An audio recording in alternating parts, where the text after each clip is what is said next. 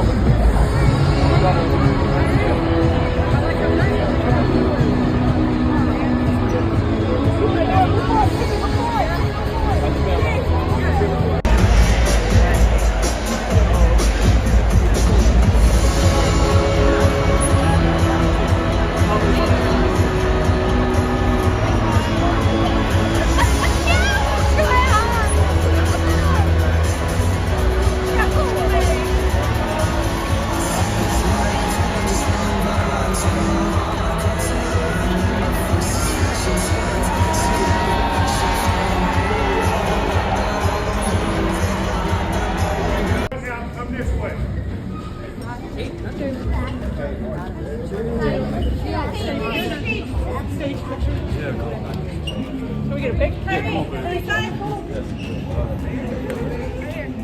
Take a picture right there. One second, let me take a picture of Paige real quick.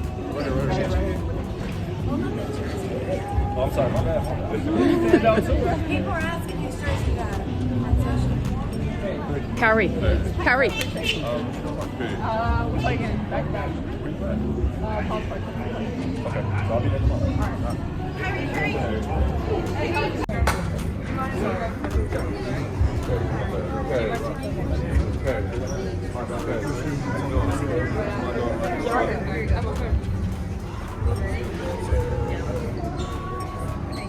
Hey, one more, please.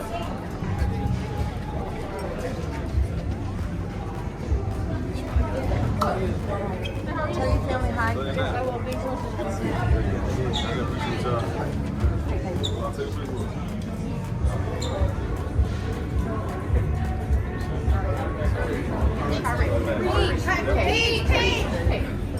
Everybody that's behind this rope, take 2 steps back, please.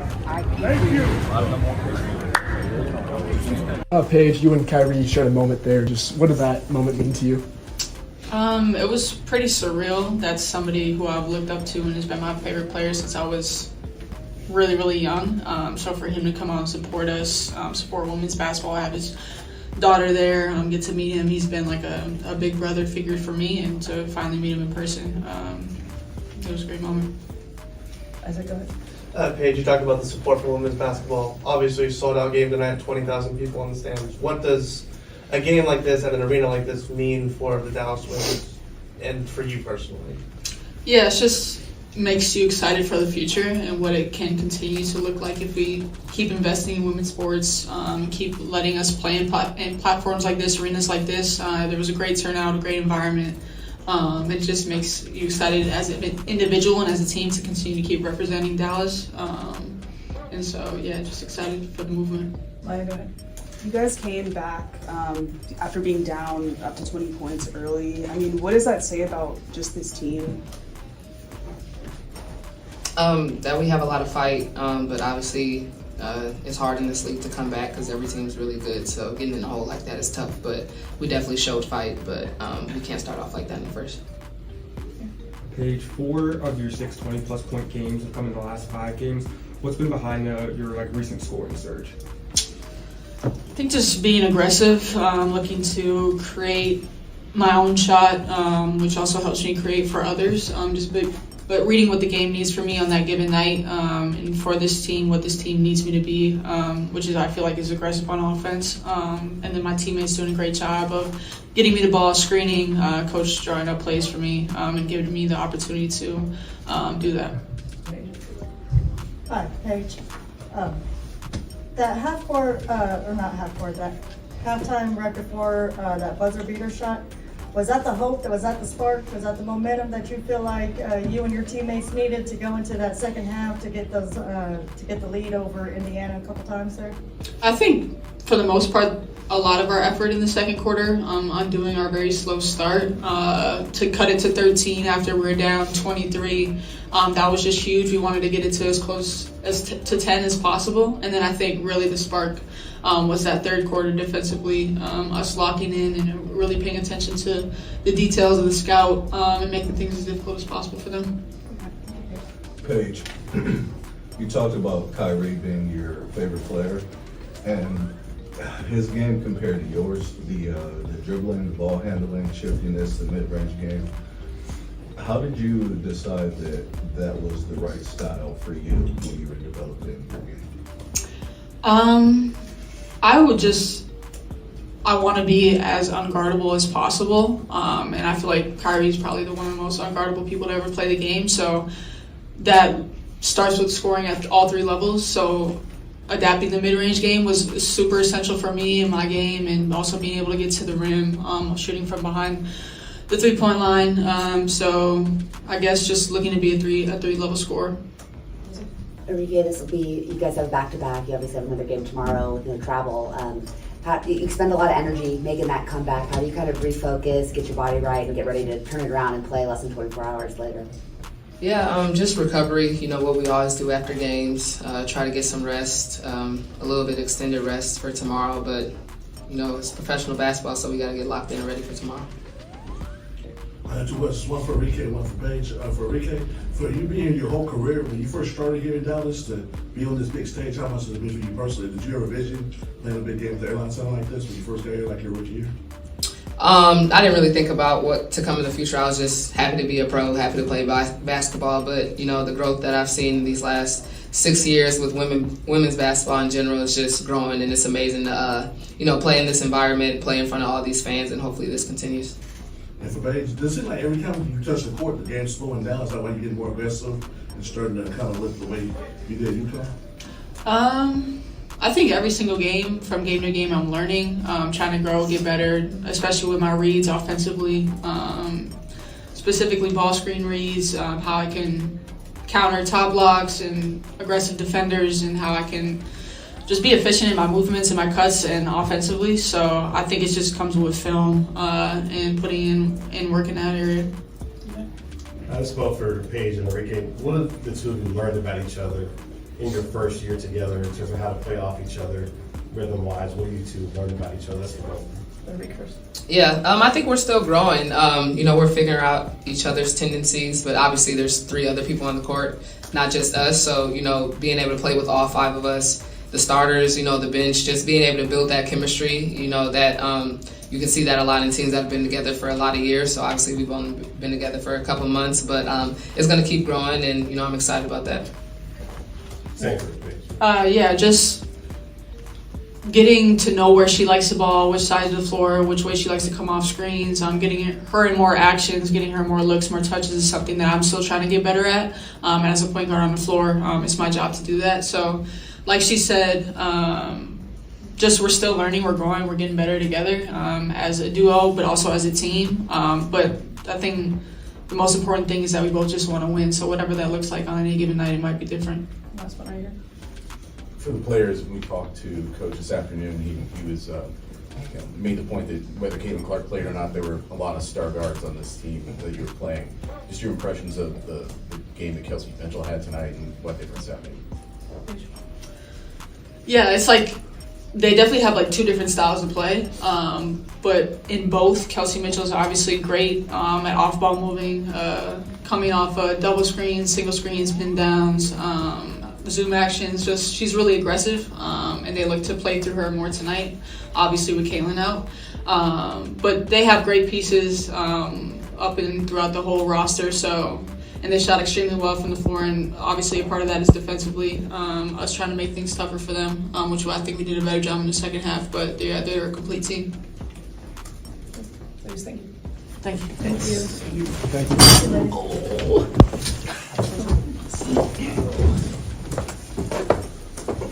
you. Questions for Chris? Obviously, you're always looking to win, but what can you and the team take from a game like this when you make a massive comeback, you take the lead? Yeah, it's tough. You don't want to just. We're gonna try to pull the positives out of all of it, but there's no. It was disappointing the way we started that game. It was just extremely disappointing how we came out flat, and that we needed that to get us going. So that's on me. In terms of getting that locker room ready and making sure that they're motivated and they're ready to perform from the tip. That being said, though, when you put yourself in a hole to scratch and claw, and to, again, our bench was just productive and a surge, and then the starters responded early in the third. And so, yeah, it's encouraging to know that you have a group that is resilient and not going to just roll over. So, again, we're still working to put 40 minutes together consistently. Coach, looking at Aliyah Boston, she's just so strong down low. It's really hard to defend. I'd love to get your take from the coaching lens. Just what makes her such a difficult force in the paint? Yeah, she's got that combination of strength and more quickness than you think, right? When she can get to her spots and she can power through you. I thought tonight she had some good counters as well and scored over her right shoulder a couple times. So the more, she continues to build that, the more, the tougher she's going to be to guard. But she's physical. She's a good screener. She just works angles really well and does so much work before the catch that you don't see, that now puts her in positions to make easy, more efficient plays around the hoop. You talked yesterday about wanting to get out into transition and run against this team. They really bogged you down early on the offensive end of the floor, made you go late to the shot clock. Was that something they were doing, or was that, like you mentioned earlier, that you guys came out a little bit flat, or a combination of both?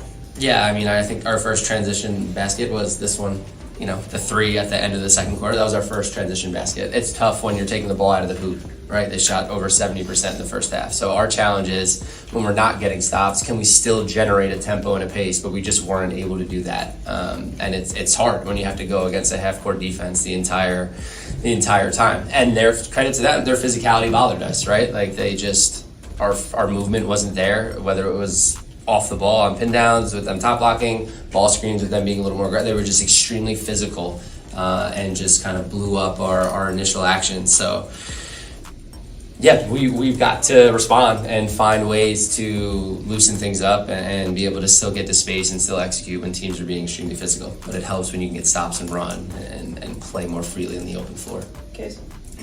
Can you talk a little bit about how Maisha kind of got things started earlier? Because y'all were kind of flat, and then she was able to hit some pretty good shots to get the offense rolling. Yep, just good energy off the bench again. She just great communicator out there and just is a good connector. And so and love that she's just been more aggressive here these last couple of games off the bench, looking for her own offense. So we need that from her, and have just, since she's moved there, I've liked these 2 games with what she's given us off the bench. Coach, y'all came back from 23 down, as we talked about, and it felt like, Paige's shot making, Enrique got going late in the third with 8 in that little short burst. Y'all take the lead, and then over the next 5 minutes, Enrique gets 2 shots attempts, Paige doesn't get any. Is there any focus on getting your star players more shots in the game's tightest moments? Totally, and that's part of that's on the coaching staff, but it's also on the other team is doing everything they possibly can to not allow those two to shoot the ball. So there's a balance there, right? It's tough when teams are being that physical. Can you still work to be able to make sure you touch the ball and get a touch? And then again, are we running the right actions to be able to help them? So it's a balance, but their physicality, their denials, for sure, it disrupted us most of the game. Chris, my question is basically building off your last answer. What, from your point of view, what happened after Paige hit those couple of buckets, Quinley hits that bucket, everything is rolling, then the wheels kind of fall off. From your vantage point, what happened after that? Yeah, I think we fouled, and then, they just put their head down and got to the rim. Ari got to the rim there, Kelsey Mitchell got to the rim. I thought it was a 4-point game, and we got a miss and a rebound, and then we turned it over in the backcourt, and then Natasha Howard makes that in and makes it 6. That was kind of like a backbreaker there at the 3-minute mark, even, that if we just secure the rebound and make an outlet pass, now we're playing against a broken floor early. So just some, we couldn't get a stop down the stretch. What did we get? 2 stops in the last 4 minutes once we took that 1-point lead, and a lot of that was just them putting their head down, determined to get to the rim. So credit to them for making plays down the stretch. What do you think ultimately led to that slow start? Do you think it was just mental? What do you think was happening? Yeah, I don't know. I hate to, I don't want to, I don't know. I got to be better in the locker room and make sure that they're motivated. They've got to be better as a team and make sure that even though they felt it early, could we have gotten it back earlier and not let it balloon to this early 20-point lead? So not going to make any excuses. We've just got to be better. Hi, Coach. This is just a fun little question for you. How are you able to keep your man bun so together during high stressful games and packed arenas like this? Just tie that thing tight and try not to get too animated out there. Move around. Coach, despite the outcome of the game, it was high energy, it was a packed house. Do you think this is kind of a snapshot of things to come when the team does move to Dallas next season? I hope so. Yeah, just again, extremely grateful for this opportunity and love that Dallas showed out. And again, disappointed in our start, but I think they saw the resiliency and the fight to come all the way back and to take a 1-point lead. I think the game was still very much exciting. You saw star players doing their things, making shots. So I think overall, when you take a step back, it was still a fun and a very good night for women's basketball for sure. As much as it hurts with that first quarter start. So hoping that people who came maybe for the first time, they'll be back for sure. They liked what they saw on the floor, and we gained some more fans tonight. So just grateful for the opportunity and thought that there's more of that to come for sure. Thank you.